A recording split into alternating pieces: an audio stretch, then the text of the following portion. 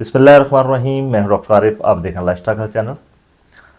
आज जानवरों का बहुत अहम तरीन मसला आपके साथ हम शेयर करेंगे।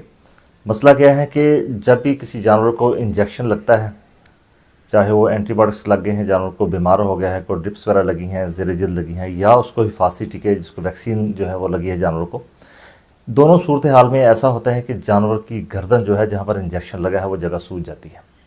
बाज़ का जगह सूज जाती है, बाज़ का वहाँ पर घूमड़ बन जाते हैं, बाज़ का वहाँ पर एब्सेस बन जाती है, फोड़ा बन जाता है वहाँ पर।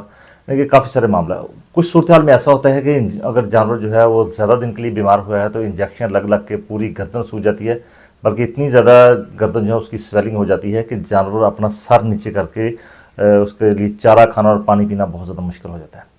ये सूरत हाल फार्मर के लिए भी बहुत ज़्यादा परेशानी का सबब बनती है और उसके जानवर के लिए भी, क्योंकि जानवर का बुखार तो ठीक हो गया, सब चीज़ें ठीक हो गई, लेकिन गर्दन वहीं की वहीं मौजूद है।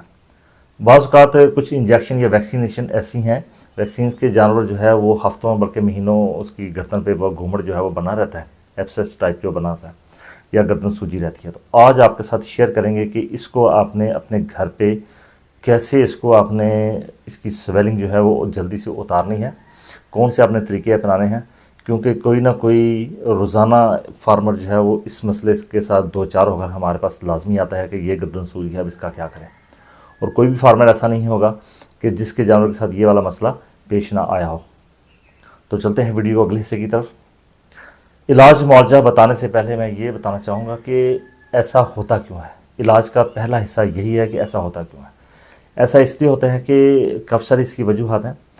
जैसे कि पहले ये है कि इंजेक्शन जो है वो ऐसा जानवर को लगा कि इंजेक्शन जो थे वो ऑयल बेस्ड थे, यानी कि बहुत ज़्यादा गाढ़े थे। वो जैसे कि एमॉक्सिसिलिन एल है, इस तरह ऑक्सीटेट्रासाइक्लिन एल है। ये दो तरह के इंजेक्शन ऐसे होते हैं कि जो कि बहुत ज़्यादा गाढ़े हैं। जैसे कि ऑक्सीटेट्रासाइक्लिन अगर 5% भी हम देख लें, 10% भी देख लो, वो भी जो है गर्दन सुझा देती है जानवर की। लेकिन जो एल है ऑक्सीटेट्रासाइक्लिन, जिसमें 200 मिलीग्राम 1 ml में जो ऑक्सीटेट्रासाइक्लिन मौजूद होती है, इस इंजेक्शन को जब लगाया जाता है तो गर्दन जो है सूज जाती है। अगर इसकी 3-4 डोजेज लगाई जाएँ तो कह लेंगे बस जानवर का चारा खाना पीना मुश्किल हो गया, लेकिन बाद सूरत हाल में इंजेक्शन लगाने बहुत ज़्यादा ज़रूरी हो जाते हैं। इसी तरह इंजेक्शन अमॉक्सिसिलिन है, इसको भी जब लगाया जाता है तो ये भी काफ़ी सारे जानवरों में गर्दन जो है उसकी स्वेलिंग हो जाती है, जहाँ पर इंजेक्शन लगा है वो जगह भी सूज जाती है बहुत ज़्यादा। अब दोनों इंजेक्शन की पहले बात कर लेते हैं। पहले करें ऑक्सीटेट्रासाइक्लिन की। जब भी ऑक्सीटेट्रासाइक्लिन आपने लगानी है तो आपने लंबी सुई के साथ लगानी है, यानी कि ये जो इंच वाली 1.25 इंच की जो सुई होती है इससे आपने नहीं लगानी, बल्कि जिस तरह पहले गर्दन पे सुई लगाते हैं उसको 2 इंच की सुई जो है वो उसको आप इस्तेमाल कीजिए, ताकि जितनी भी आपने एंटीबायोटिक्स जानवरों को लगानी है वो डीप लगें, गहरी करके लगें, एक चीज़। दूसरा ये है कि जब भी आपने लॉन्ग एक्टिंग जो है मेडिसिन यूज़ करनी है तो उसका जो ज़्यादा से ज़्यादा मिकदार है वो आप कोशिश कीजिए कि 10 से 15 ml रखें। 10 ml रखेंगे तो ज़्यादा बेहतर है। एक जगह पे 10 cc लगा दिया, दूसरी जगह पे 10 cc लगा दिया। फिर उसके बाद ज़रूरी है कि गर्दन की जो मसाज है, उसकी जो मालिश है वो अच्छी तरह से की जाए। काफ़ी जगह भी हमने देखा है कि डॉक्टर साहब ने इंजेक्शन लगा दिया, फार्मर को कहा कि आप इसकी गर्दन जो है उसकी मसाज कर दें, उसकी मालिश कर दें, लेकिन बस उसने मोटा मोटा हाथ मारा। ऐसा नहीं है। जहाँ पर इंजेक्शन लगा है वहाँ पर आपने अपना हाथ ऐसे रखना है, उस हाथ को उठाना नहीं है वहाँ से, उसी जगह पर उसको घुमा घुमा के, तो कम से कम 1 मिनट के लिए आप करेंगे तो दवाई जो है वो डिस्पर्स हो जाएगी, फैल जाएगी और जो है स्वेलिंग नहीं होगी। इस तरह इंजेक्शन एमॉक्सिसिलिन है। एमॉक्सिसिलिन में 2 तरह की है। एक तो एमॉक्सिसिलिन में यह होता है कि अगर एमॉक्सिसिलिन के जो मालिक्यूल हैं वो अच्छी तरह से यूनिफॉर्म नहीं है, बारीक नहीं है, बहुत ज़्यादा सादे लफ्ज़ों में कहने का, क्वालिटी बेहतर नहीं है, तो उसकी वजह से भी स्वेलिंग हो जाती है।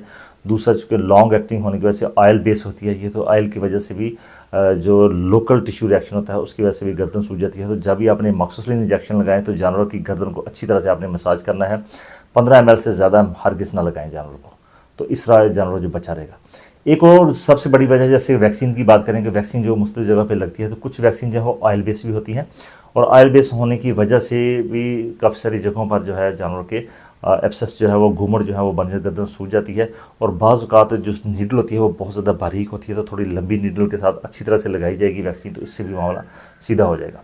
बाज़ औक़ात इंजेक्शन लगाने के जब लगाते हैं तो हो सकता है कि उस जगह पर बैक्टीरिया वगैरह मौजूद हो, जरासीम मौजूद हो, गर्दन जो है वो मिट्टी से अटी पड़ी हो, तो जिस जगह पे इंजेक्शन लगाना है वो जगह कपड़ा आप अच्छी तरह से लगा लें। मैं नहीं कहता कि आप उसको नहला धला लें, ये ऐसा कर ले तो बहुत अच्छी बात है, लेकिन कम से कम उसकी गर्दन जो है उस पर कपड़ा शपड़ा अच्छी तरह से लगा लें ताकि वो साफ़ सुथरी हो जाए। उसके बाद जो है इंजेक्शन जो है लगाया जाए।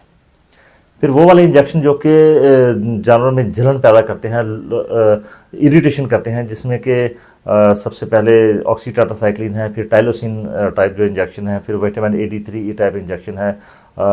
ये इंजेक्शन लगाने से पहले ज़रूरी यही है जानवर के साथ कि इनको गहरा करके लगाया जाए, और गहरा लगाने के साथ साथ ये है कि इसको अगर कुछ इंजेक्शन ऐसे हैं जो कि सबकट जो है वो ज़ेरे जिल्द जो है वो रिकमेंडेड होते हैं, तो उनको सिर्फ आपने ज़ेरे जिल्द ही लगाना है, और जो इंट्रामस्कुलर हैं उनको आप थोड़ा गहरा करके लगाइए उन इंजेक्शन को, ताकि जानवर जो है उस इरिटेशन से बचा रहे।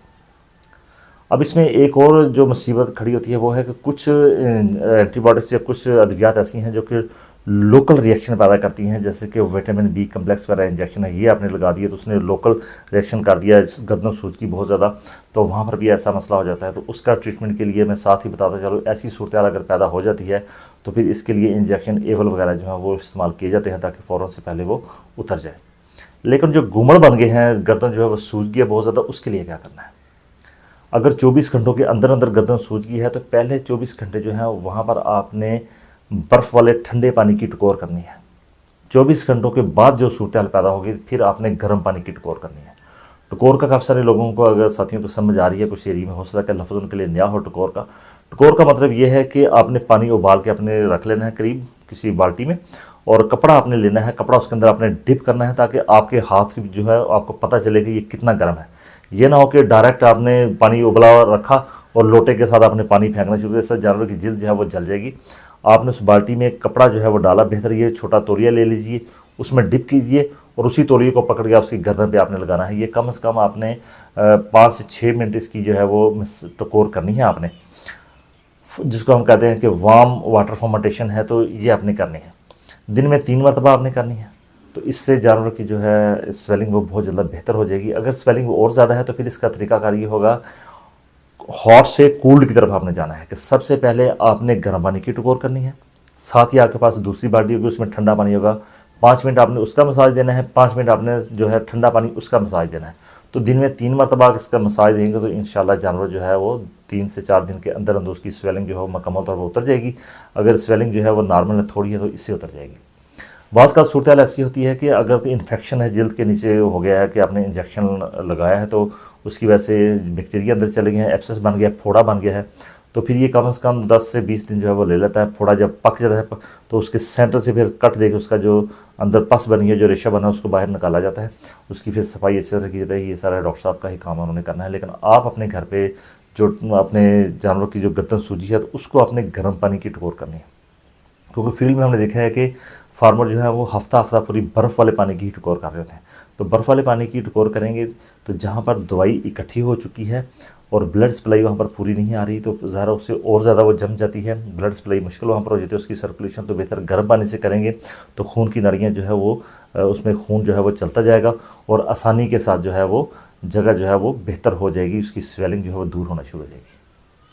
अगर स्वेलिंग और ज़्यादा है तो फिर इसके लिए मेडिकल ट्रीटमेंट है। उसके लिए आपने एंटी इंफ्लेमेटरी जो है सूजन उतारने वाले इंजेक्शन है, जैसे कि इंजेक्शन लॉक्सन है, जिसे आप यूज़ कर सकते हैं।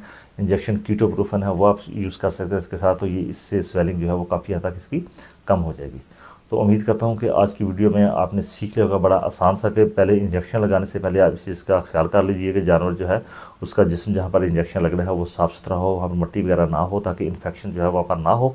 और इंजेक्शन जो है कोशिश कीजिए जिन इंजेक्शन की ज़्यादा मिकदार आपने लगानी है तो वो आप 10 से 15 ml से ज़्यादा हरगिज़ ना लगाएं, चाहे वो सूजन डालते हैं या नहीं डालते। उसका फ़ायदा ये होगा, एक तो स्वेलिंग नहीं होगी, दूसरा दवाई जो है वो मुकम्मल तौर पर जज्बों के जिस्म का हिस्सा बन जाएगी और बीमारी जो है उसको जिस्म से बाहर निकाल देगी। तो ये छोटी छोटी टिप्स हैं, इनका आप ख्याल रखेंगे तो इंशाल्लाह उम्मीद है कि आपके जानवर की गर्दन जो है वो नहीं सूझेगी। इंजेक्शन के फ़ौरन बाद उसके मसाज जो है वो करना बेहतर होता है। तो इसके अलावा फिर भी किसी का अगर आपका सवाल रहता है तो मुझसे आप कमेंट करें, तो इंशाल्लाह कोशिश करूँगा इसका जवाब को दिया जाए। नए आने वाले जो साथी हैं चैनल पर, जो चैनल को देख रहे हैं, उनसे रिक्वेस्ट है कि चैनल को सब्सक्राइब जरूर कर लीजिए। वीडियो जो है उसका कंटेंट अच्छा लगे तो दूसरे फार्मर तक इसको ज़रूर शेयर कर दीजिए ताकि और लोग इससे फ़ायदा उठा सकें। आपका बहुत शुक्रिया। अल्लाह हाफ़िज़।